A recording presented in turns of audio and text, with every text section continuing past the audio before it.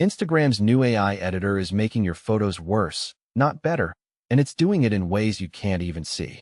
You've probably already noticed the tool if you use Instagram. It's right there in the editing menu, promising to enhance your images with a single tap. Sounds great, right? Well, I spent the last week testing it on hundreds of photos, and what I found is genuinely troubling. Meta is selling this as magic, but what it's actually doing is something far more insidious. Let me back up. About 6 months ago, Meta rolled out AI-powered editing tools across Instagram and Facebook. The pitch is simple: better colors, sharper details, improved lighting, all handled by artificial intelligence trained on millions of images. On the surface, that sounds like a genuine upgrade.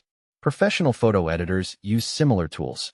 Adobe has been doing computational photography for years. So what's different here? The problem comes down to what Meta's AI is actually optimizing for. And here's where it gets weird.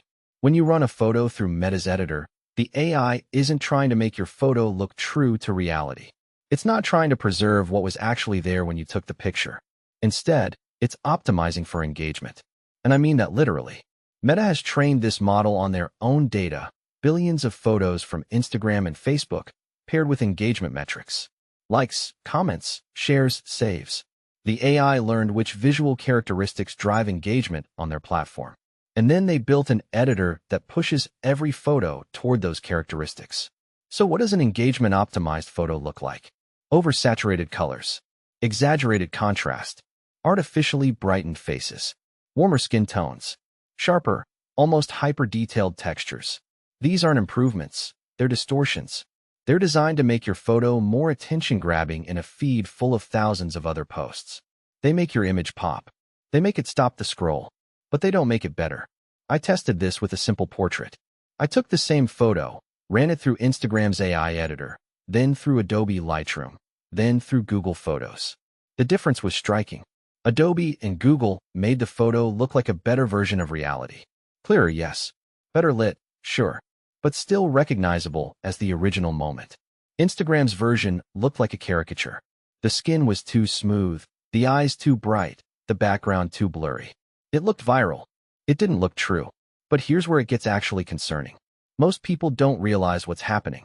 They see the before and after, they think, wow, that looks better, and they hit apply.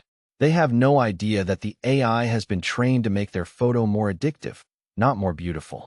They think they're using a tool. They're actually using a filter designed by Meta to make them want to share more, engage more, spend more time on the platform. There's also a subtler issue.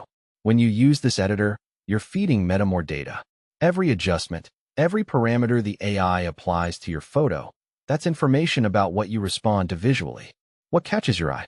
What makes you hit share? Meta is using your editing choices to refine their engagement prediction models even further. You're not just getting a worse photo. You're training the system that's designed to addict you. Now, you might be thinking, well, plenty of filters do this. Instagram filters have always been designed to look good in the feed. And that's true. But there's a difference between a filter and an editor. A filter is transparent. You know you're applying a style. You can see it's not realistic. An editor is supposed to be a tool for improvement. It's supposed to serve you. When an editor is secretly trained to serve the platform instead, that's deceptive. The other thing that bothers me is the quality loss. Every time you run a photo through compression and AI processing, you lose information. It's not like using Lightroom, where you're adjusting a raw file and maintaining quality. Instagram's editor works on compressed JPGs. It's making guesses about what the original scene looked like, then painting over it. The longer-term effect is that your photos get progressively worse every time you edit them. I tested this too. I took a photo, edited it with Instagram's tool, saved it, then edited the result again. After 3 rounds, the photo was noticeably degraded. Artifacts appeared. Colors shifted in weird ways. Details that were there in the original were just gone. You're not improving your photos. You're slowly destroying them in service of a feed algorithm. So what should you actually do? If you care about your photos looking good, use something else. Adobe Lightroom is the gold standard. It's designed to make photos look like better versions of themselves, not like engagement bait. Google Photos has a solid editor that's honest about what it's doing.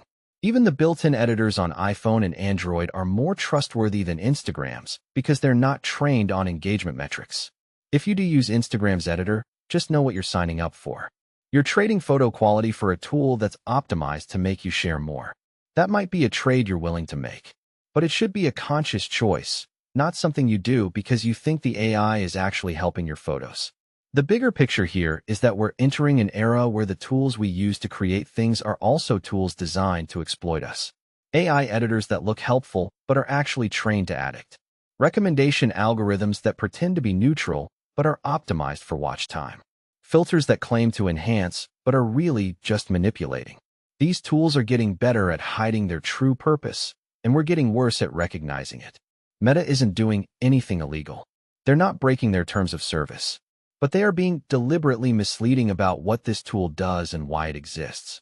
And that matters, because every time you use it, you're reinforcing the idea that this is normal, that it's okay for the tools we trust to secretly optimize for things other than our interests. If you want to stay sharp about how these tools actually work, how AI is being used to influence you, not help you, subscribe.